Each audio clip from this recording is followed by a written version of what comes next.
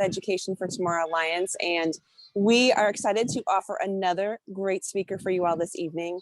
We appreciate you taking the time out of, I know you're very busy days, students still have a lot going on, and we appreciate you taking the time to stop and engage.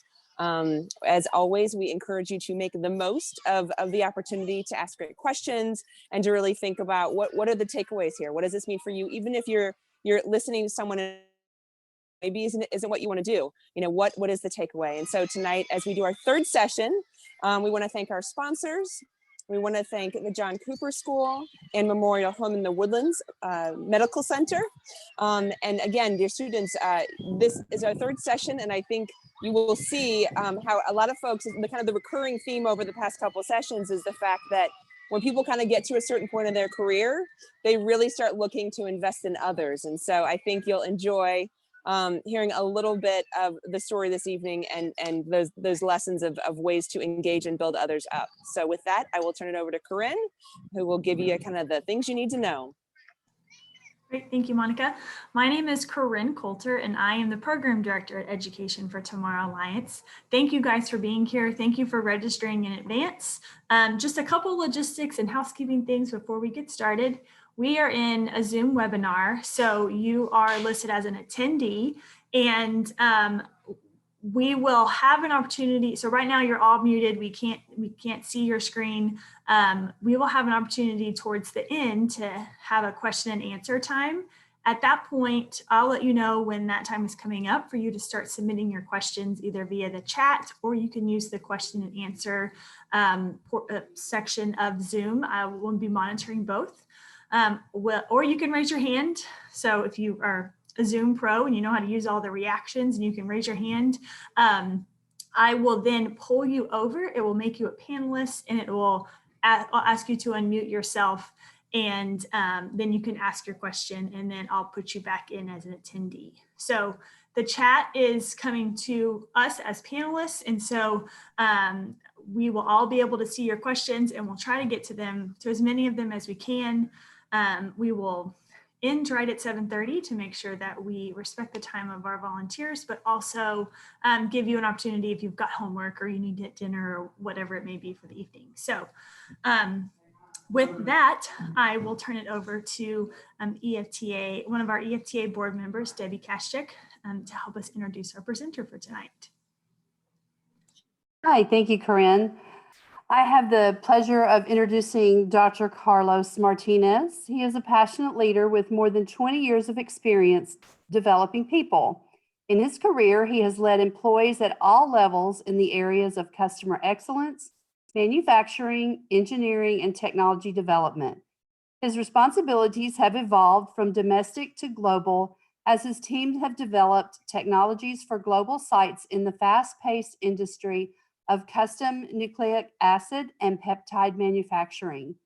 As a fully bilingual individual, Dr. Martinez embraced the potential of individuals regardless of their country of origin, focusing instead on how they can translate their talents into success for the teams that he leads.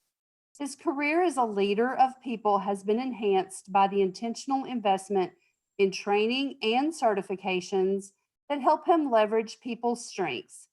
He is a Gallup certified strengths coach, which has enabled him to help many individuals as they develop and advance in their careers.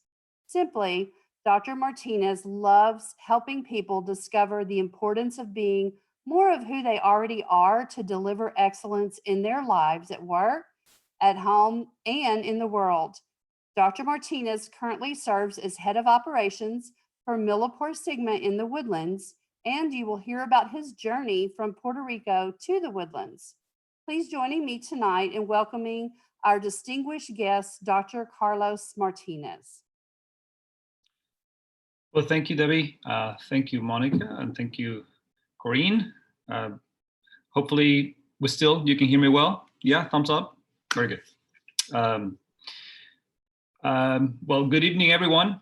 I first of all, thank you for the invitation to be a part of this webinar series. You know, even better, that is called Distinguished Speakers Webinar Series. I'm honored to be considered such a thing, and I hope I don't disappoint So over the next few minutes on this short presentation, I hope you get a flavor for the dynamic nature of a career, but more specifically for a career in STEM, or a career in STEM related fields, right? I also hope that you realize that at any given time, there's going to be a need for pivoting and adapting, bridging, reflection, that the journey is always fun,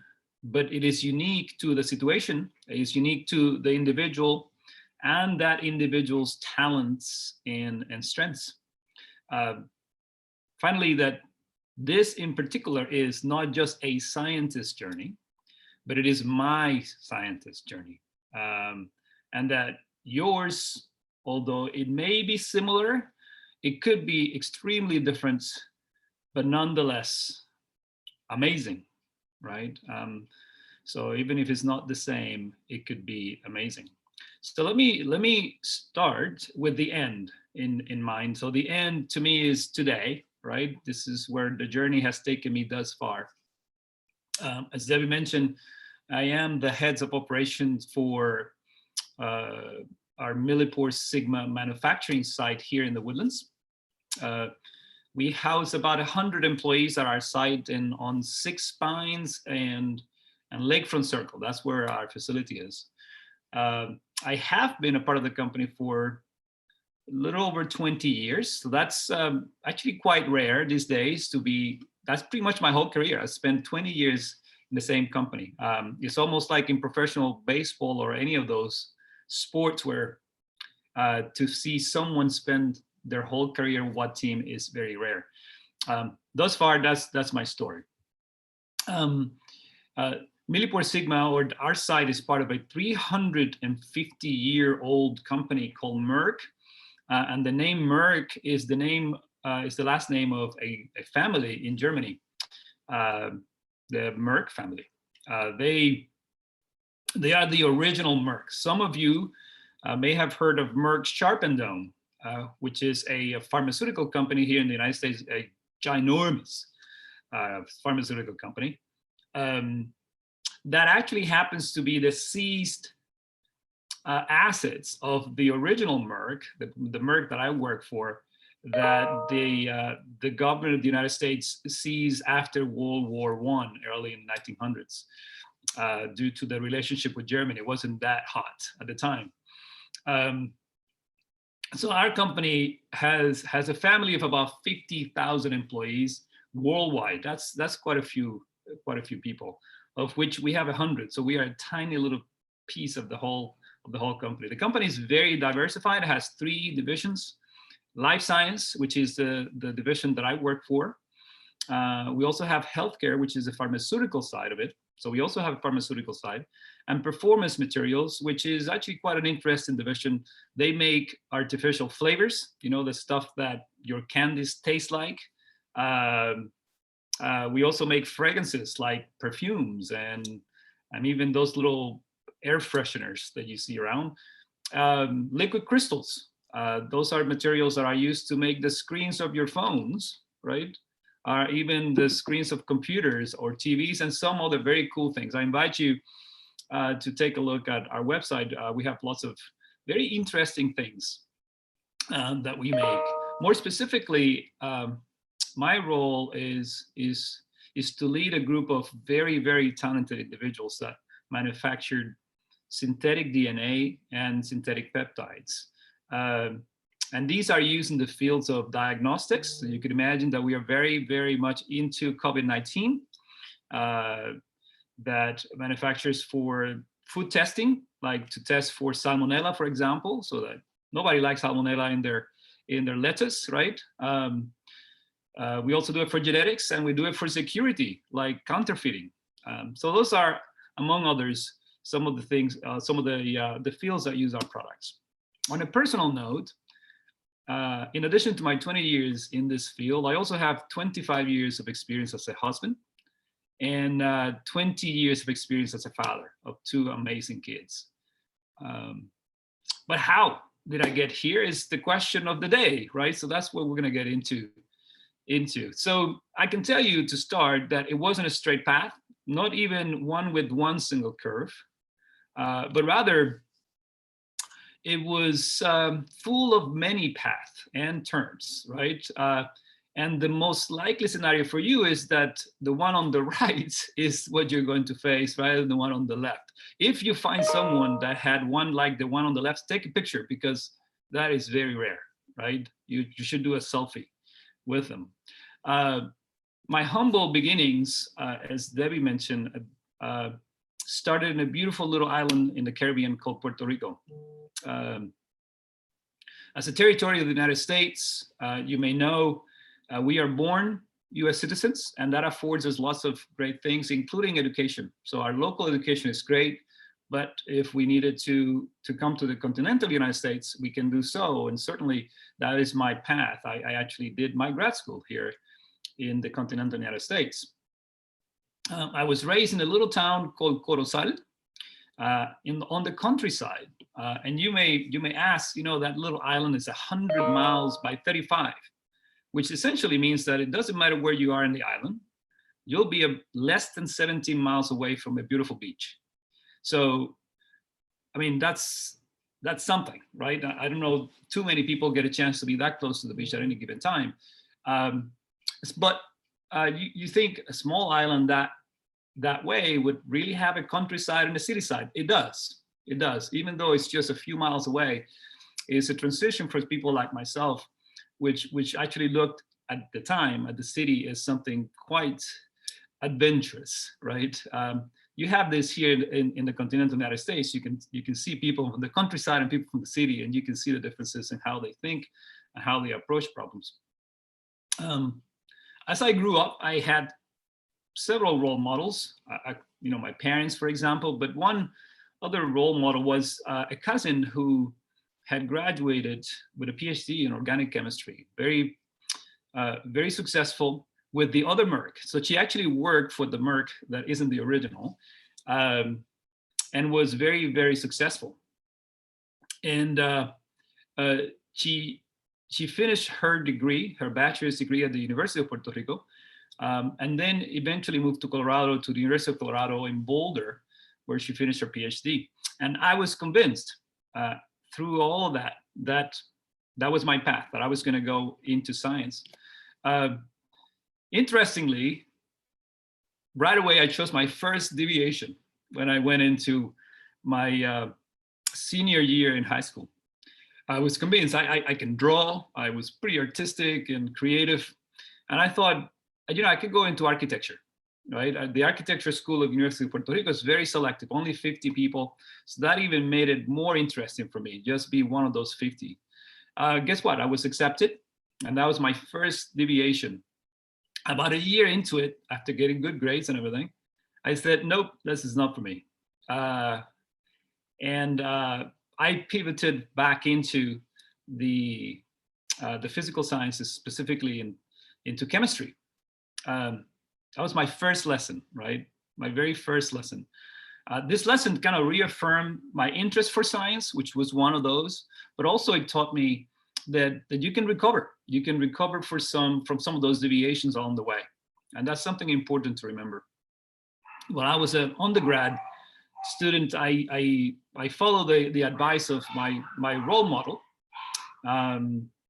who had advised to do some undergraduate research. So as a high schooler, as you think about university, if you're going to go into STEM, there are such opportunities as to do undergraduate research. I secured some funding from the National Institutes of Health and eventually from Eastman Kodak, which I don't know, for some of you who are old enough, you may remember that Kodak was at the top of the pyramid when it came to photography.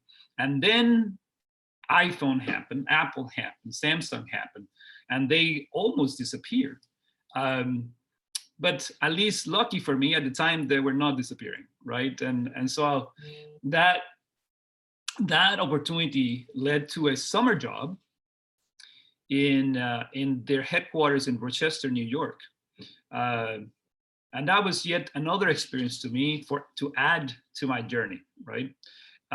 This was a new place with new expectations, new relationships, and even a peer-reviewed paper, which, as you would learn if you go into science, a peer-reviewed paper is the holy grail. You need to have that in order to be known. And at age, I don't remember, that would have been about age 20, 21, I got my first one. Maybe I was lucky, but I'll take it, right? That was a great opportunity for me, and certainly something that at age 21, I realized I had accumulated already some valuable experiences. And they started to clarify to me the things that came natural to me. And this is important for you to remember. What comes natural to you? In my case, it was an openness to explore, an ability to form new relationships, and even a comfort with starting new things. Then it was time for the next leg in this journey, right? And this particular leg required me moving away from what was familiar. And unfortunately, that leg also meant I had to fly over the Bermuda Triangle. And I don't know if you know what the Bermuda Triangle is, but if you don't, you should Google it. Puerto Rico happens to be one of the vertices of that triangle. And I won't tell you what it is all about. You should actually go and do a little research. But anyways, I digressed, right? I did take the leap, and I jumped over, and I had the opportunity to basically be accepted at Texas A&M University for their PhD program. At the time, I got a call from an up-and-coming professor. His name is Dr. Kevin Burgess.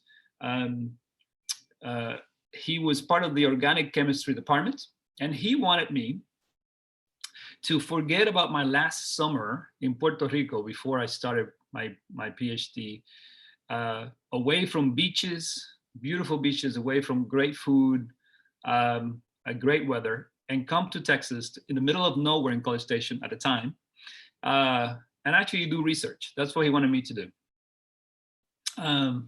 Well, I did, right? I did. And though it was a very difficult decision, I did not regret it. Maybe I should say also that I met my wife in my last semester of my college degree, when I was doing undergrad studies, and married her about a year and a half later. And I mention this because it is important for you to understand that your personal relationships also affect your decisions in your career. My advice to you is to be transparent about your aspirations with those that you care about, right? It's not going to make the path the easiest, but it's going to make it easier, right? Because there are no hidden agendas, right, as you go into this. So take that. I know that doesn't sound like science, but it sounds like hopefully good advice for your career.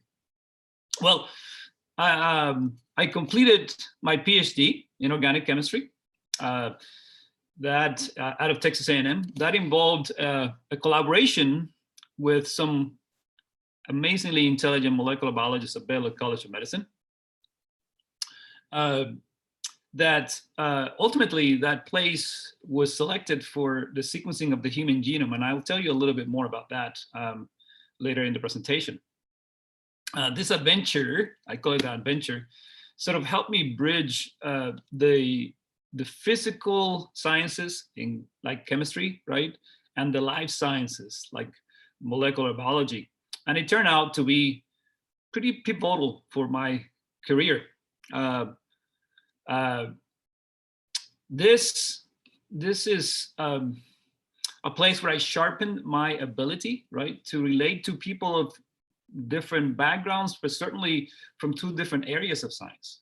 And I started to become kind of a translator, right, which led me, after I completed my PhD, to yet another move, right? I moved to Baylor College of Medicine as a postdoctoral candidate on appointment. And what is postdoctoral appointment, well, if you ask me, is just a lot of work for very little money.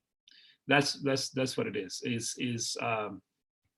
as close as it gets to slavery, but it actually was not a bad deal after all, right?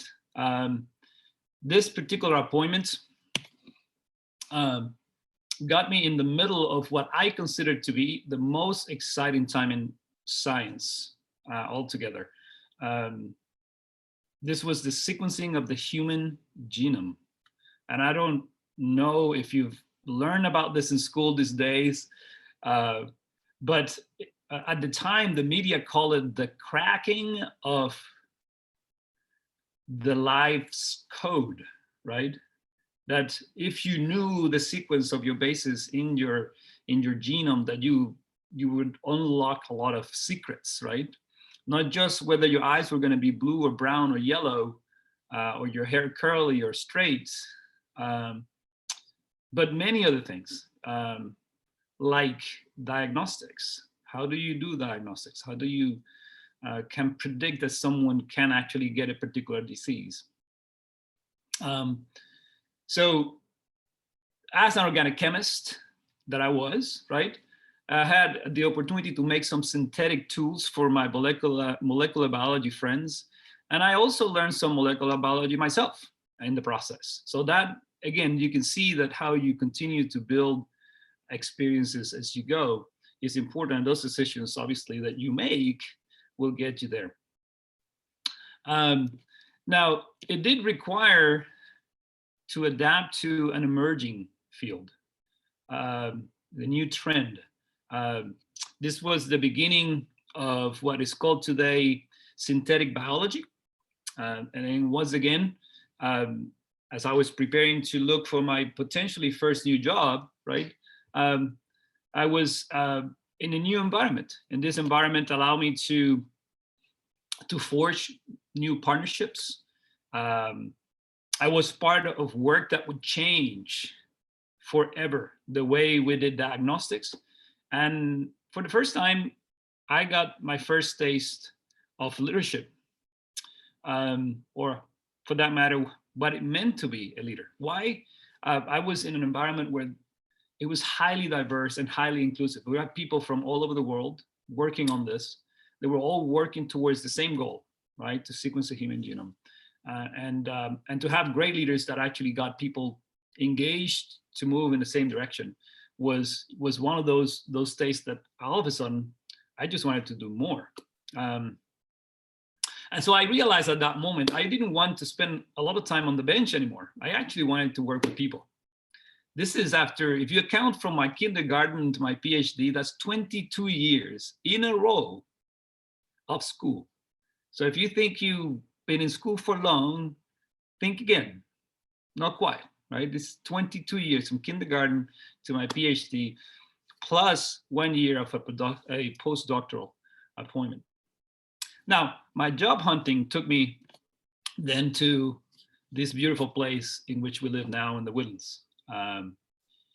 At the time, the company was called Sigma Genesis because Sigma Aldrich, back in 1998, had bought a little company called Genesis Biotechnologies, and together they became Sigma Genesis. And this is the first place where I had the first test as a leader. Okay, this was not the in full disclosure, it was not my most coveted, financially rewarding job when I took it, but it was the only opportunity that I had that allowed me to do some of the things that I had discovered I wanted to do, which was to lead people. It gave me an opportunity to start something new. So if you remember earlier in my presentation, I said I discovered that I really love to start things. And this was yet that one opportunity, and yet another turn in my journey, right? From then on, my focus was on delivering excellent results, right? That's something that I that I have always pursued. And then it was about convincing people that work for me, with me, through me in some way, that the path forward did not include average work, right? It's always about seeking, like the army, aiming high, right? Is about excellence. It's not about average. I should mention that along the way, when I was first joined Sigma Genesis, I commuted from Pearland to the Woodlands for 2 years. And that when I was doing my PhD, I was commuting from Conroe to College Station 6 days a week for 2.5 years as well. And I say that because I don't know, you get used to that 2-mile drive from your house to high school. And when you really want something, right? When you are really committed to something, you are going to do some you're going to put some sacrifices along the way. You're going to have some sacrifices. And that was mine, right? I did commute. I put a bunch of miles on my car. I even had times where I didn't remember exactly how I got from one place to the other. Anyways, I kind of digressed a little bit in there, but as everything was kind of settling a little bit, I decided to switch gears again, right? This time I went into sales. Now, after being and putting a team together and working and putting products together, I was out in the world again, still with the same company, but now I was talking to my buddies that I used to work with in the university, selling them products, right? Well, that was an eye-opening experience. First, I discovered I could be good. I can sell. I could sell, but I was absolutely drained after it. I dreaded it. I really preferred. Actually, I could start any conversation, but I preferred those conversations that were polished and needed more polishment, rather than those that started slow and needed a lot of nourishing along the way. And they were slow in progress. I was far more energized by making the products and rallying up a team, and to do so with excellence, than selling from scratch. So yet another turn, another realization of where my personal talents and strengths were and lied, right? And if you hear a theme here, is you always have to be paying attention, right? To every turn, to every action, to everything that you hear along the way. So I went back into manufacturing, and today, back to the beginning here, I am the head of operations, which is not necessarily the end of my journey, but this is where I am today. While being a manager and a leader was ultimately what I wanted to do, there was a lot of investment along the way. And one such investment was to get certified as a strengths coach by the Gallup organization. This is the Gallup organization that does all the polling and all that stuff. They also have a very strong strengths-based program. This not only allowed me to be a better leader, it also allowed me to be a better coach. And today, I do this within the company. I do it privately, and I do it within my community, where I think I can also offer my talents and strengths too. So, my journey, right? My journey has included multiple paths, right? Experiences and even many observations along the way. It really has taught me to be open to sudden changes, to be alert for new trends, to be in discovery mode for my personal strengths and invest deliberately on them. To focus on excellent results while nourishing existing relationships and even creating new ones.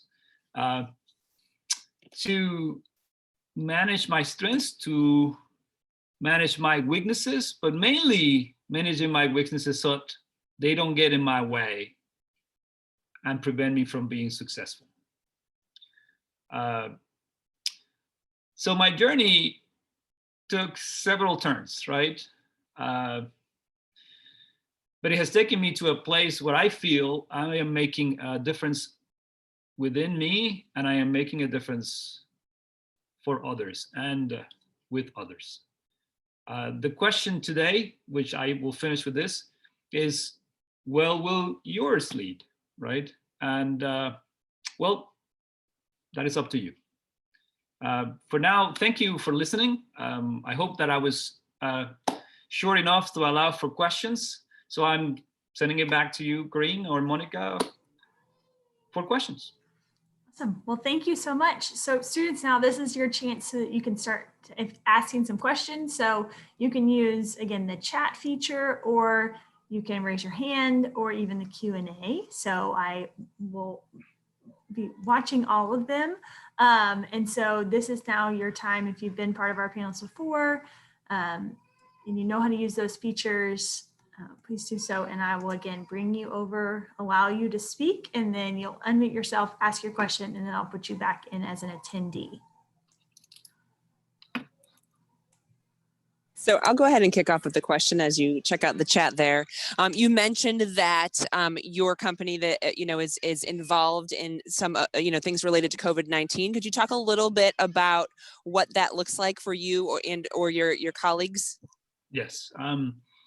So the products that we make, which are these little pieces of DNA, are used. Just to use terms that you probably are very familiar now with all the media coverage. There is you hear about fast tests. You hear about PCR testing. PCR testing being the gold standard, right? You're asked to go through that big stick that goes into your nose and put it in a tube and everything else. So our company, Merck, plays a role in pretty much every part of that workflow. In the Woodlands, we make the little pieces that go specifically detect the virus RNA through that process of which is called qPCR, which is quantitative real-time PCR. And so it is quite an exciting thing, because from the very beginning we were considered critical, right? So we've never stopped working. We were never closed. While everybody was in quarantine or in their homes, we were actually using the streets. It was actually quite nice not to have to deal with traffic. But it was also very stressful, to be honest, because when you know that the products you make are going to the front lines, right? And that time is of the essence. Early on, we had the opportunity to make materials for the Department of Health in New York. And if you remember early on, that's where it just really got out of control. So we were on the phone, we were calling, we were talking with these folks all the time. And it almost felt, I remember for that 1 or 2 weeks, it felt like it was 6 months of work in 2 weeks. So to your question, it has been both exciting and stressful. I feel my gray hairs actually got a little more abundant over the last 6 months, but it is very rewarding at the same time. It's good to actually see the reality when you know that perhaps there's a lot of information out there that is questionable. Thank you for that question, Monica. All right, so our first student question is going to come from Jacob. I'm going to bring you over. If you could unmute yourself to ask your question. All right. What was your greatest challenge in life, Ooh. do you think? Wow, that's a big question. I would say there have been a few. Career-wise, I think the biggest one was to make the decision to leave home. It's without a doubt. If I measure that in terms of losing weight, it was a very difficult decision to come to College Station and leave my family behind, just with one thing in mind, which was I knew I wanted to be successful. I knew that my success depended on me moving and extending my education, but I knew that that was going to have some emotional consequences, not just for me, but for those that I left behind. You know, a few years later, you look back and you go, well, that wasn't that bad after all. But Jacob, I think that counts very high on my, as far as difficult and challenging decisions and experiences. I can go through a few others, but I think that qualifies for me at the top. Thank you for your time. You're welcome, Jacob. All right, Janie, I'm going to bring you over.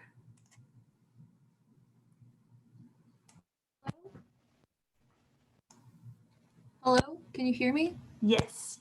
Okay, I wanted to ask, what advice would you give a high school student questioning what career they want to pursue? Like having an interest in a field, but not knowing if it'll actually make you happy. Oh, I would say this is the strengths coach talking now as well. You know, I tried to mix the two. Number one is I always ask to do first some reflection. The first part of that is, what are the things that today in your young life you find yourself being lost in time in, right? Those are the things that you, as soon as you finish, you want to do again. And those experiences today may not be in a job. They may be in the community. They may be where you help. They may be at church. They may be doing sports. And the reason I say that is that those are clues to the things that you may want to do most in life. Now, it's early on, and as you go, those experiences kind of polish that. They don't necessarily make you someone different. It actually takes more of what you are inside out. That's really what experiences do for you as you go into college. Now, there are thousands of professions. If you are interested in STEM, specifically in science, there are, if you look within science, there's quite a bit of it as well. And that is very unique, right? What are those things within science that you're interested in from a topics perspective? Beyond that, I think I recommend that you talk to people that have some experience in that field that you may be interested. Their voices are more valuable than any book that you will read, right? And those are real. And there are plenty, I think, especially in our area. But I would suggest that you do that. First, do a self-reflection as those things that you just naturally flow into. Even today, at your young age, there are things that you are naturally inclined towards doing. The secret really is to see that, and many people don't see it or don't want to see it. But that is the first thing, and usually that is found by looking at the experiences that you find yourself, number one, excelling at very quickly, learning very quickly, getting lost in time in those, and wanting to do again and again and again and again. And then talk to some people that maybe or have had some experiences in those fields where you may be interested in. Again, I'm always open, by the way. That's something that I love to do. I like to say that I like to make a difference one person at a time. And if I could be of help, this goes to Monica and Corinne. I'm fine. I would love to do even a small group if it's necessary. You have 5 people that want to talk about career. That is something that I can do as well. All right, you volunteer for that. I will hold you to it. Okay, Bridget, I'm going to bring you over. You can unmute yourself. Can you hear me? Yes, ma'am. Yes. Where do you think your life would have gone if you kept going through architecture pathways? Well, the one thing, Bridget, that I learned in architecture, was that, you know, one of the things that they teach you in architecture are concepts. In other words, if you think about Halloween, right, for example, actually one of my most favorite projects of all my life was a Halloween project. And it was in my class, one of our core classes called Design 1, first year. And the professor basically asked us to design a costume, but it just couldn't be Superman. It just couldn't be Spider-Man or Wonder Woman or what have you. It needed to be the concept. What was behind Superman? What was behind Batman? And it takes a lot of self-reflection to actually find that out. And basically then you had to design the costume, build it, wear it, come to the school with it, and be judged. And that's actually how you needed to defend your project in front of the class while wearing it, your concept, and then you were graded with that.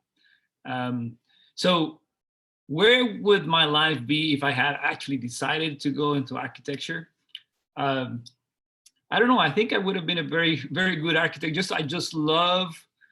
If I was excellent at that, I think it would have been great, right? I think the part that I found a bit difficult was that though I saw that in the first class, when I looked to the future, to some of the people that were architects already, I couldn't see myself doing the same, right? I didn't find that much joy in seeing what they were going to do.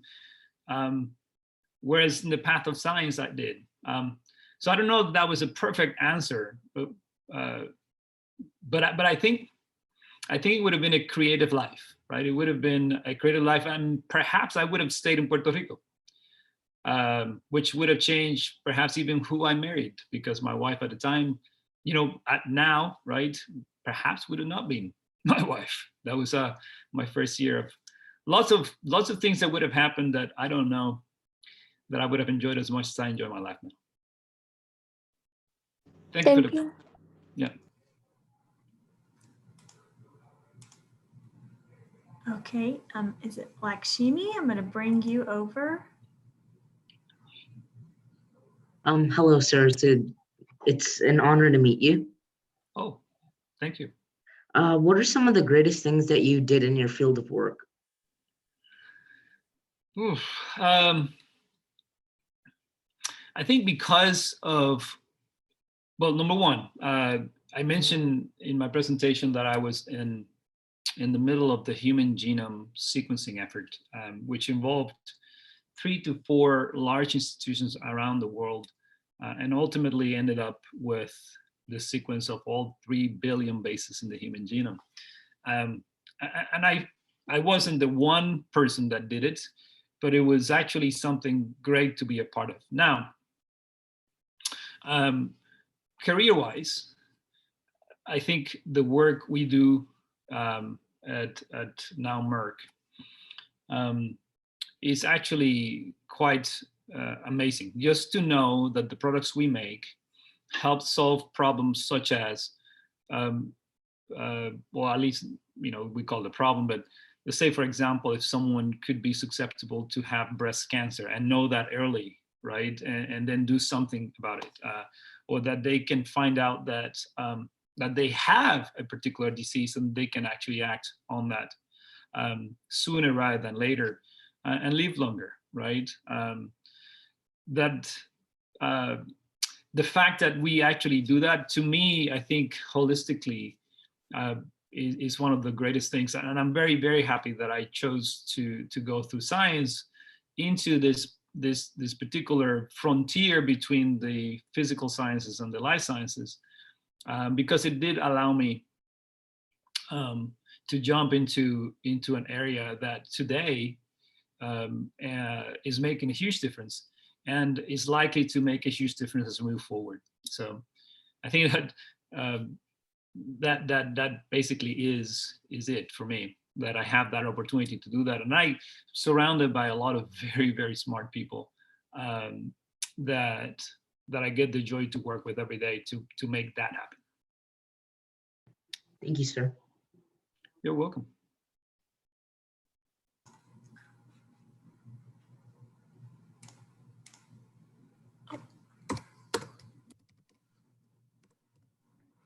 right, Juana, I'm going to bring you over. If you could unmute yourself. Hello. Thank you for being here. You're welcome. And then I enjoyed your presentation so much. Okay, so I want to study biomedical engineering, and I want to see like what advice you would give me. So interestingly, I have a friend who just graduated from Cornell, from biomedical engineering. And to be honest with you, I was not aware of that profession until I actually spoke with her. And the interesting thing is that it seems to be an emerging field.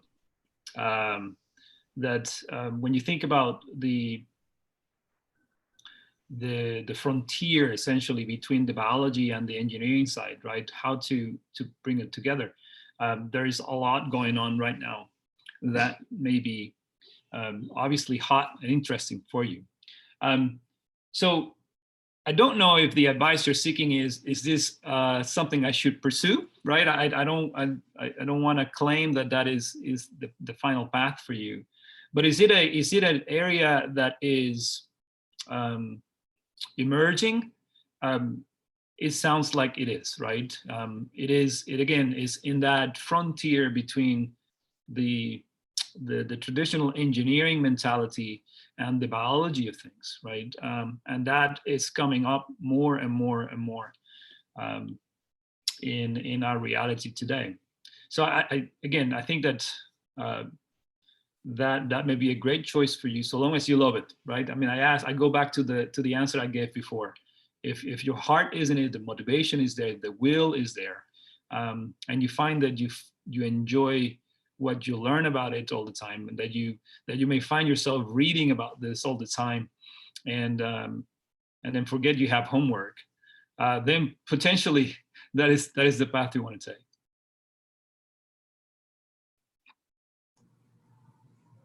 All right, thank you. I think we might have lost her. Let's see. Thank you for that.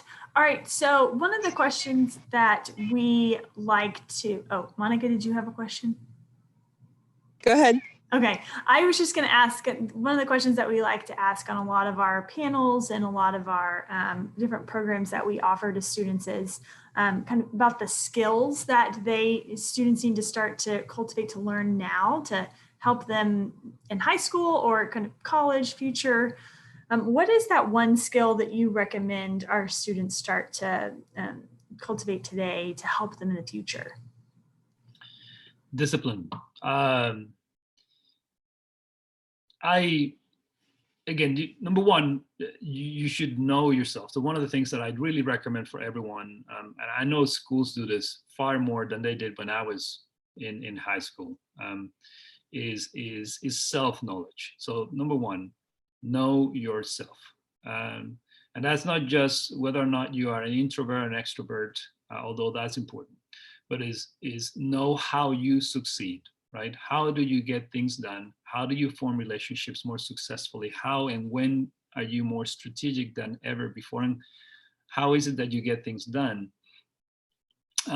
Is number one to me. Now that's just kind of a personal journey, and those are things that you can do.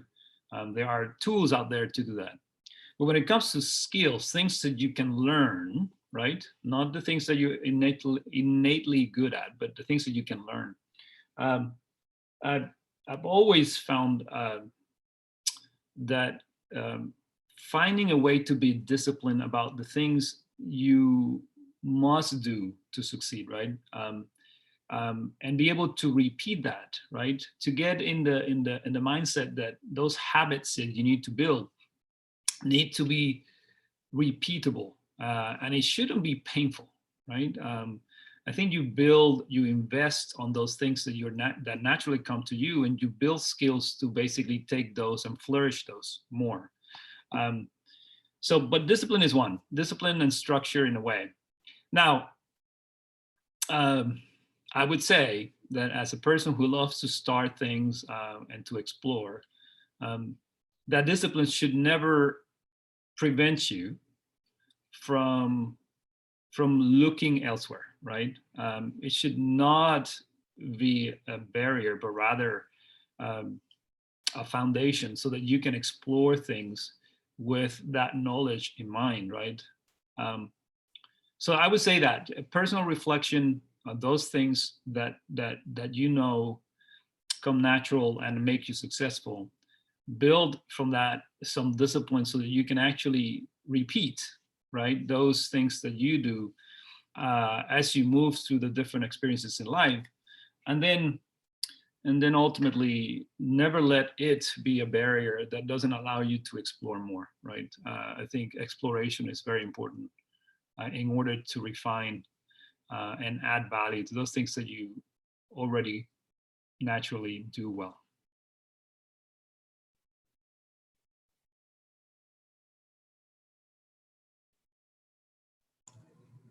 I'll go ahead and ask a quick question, if that's all right.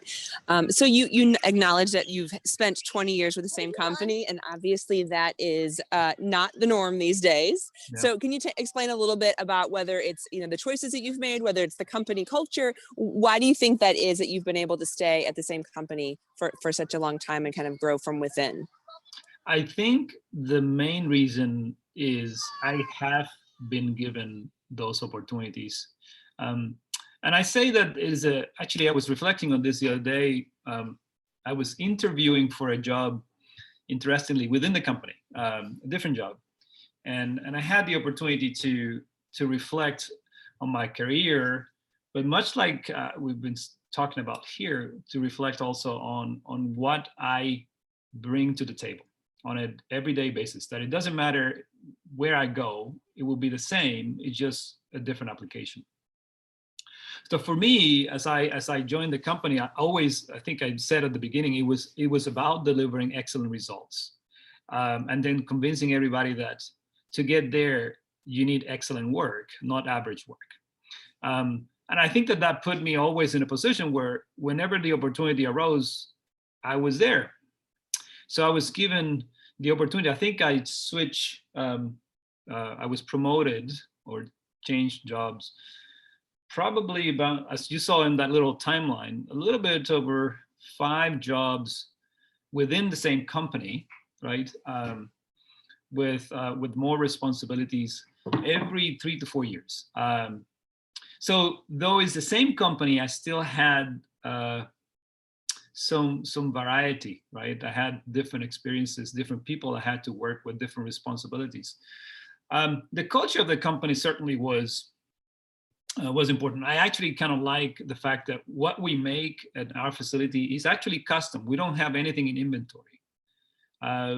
Everything that we make is to order. So a customer sends an order through the web, it gets to our facility and we make it, and most of the time it's out in 24 hours. So from scratch to final order in 24 hours, right? And I think that if you remember, I love to start new things. I really love dynamic environments, and I think that basically sort of kept me here.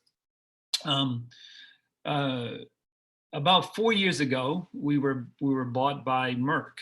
We were Sigma Aldrich before Merck came in, and Merck is an amazing company, and sort of that rooted me even further, because their culture that they brought was one of a family-owned business.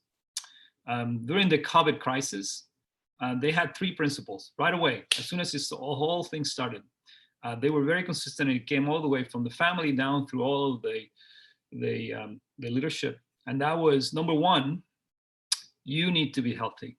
So there was really right away, in order, you first and your family first. Number 2, it was our role within this public health crisis. So us, and then us with others, right? And ultimately, number 3 was business continuity. In order to help all of these people, we needed to keep people engaged and working towards that same goal. So that kind of culture really is hard to walk away from, right? It's hard to walk away from. So I think that is pretty much my particular part. For many others, I mean, it depends on who you are. You may find that as you move, you may get stuck, right? And you say, well, perhaps I don't have as many opportunities here, and you seek something else. And that's perfectly fine. I have lots of friends that have done that, and they are extremely successful, and they're very happy in their lives. I happen to have found a good groove throughout this, and I've been given those opportunities to do so, which makes me very fulfilled. Hopefully that answered your question.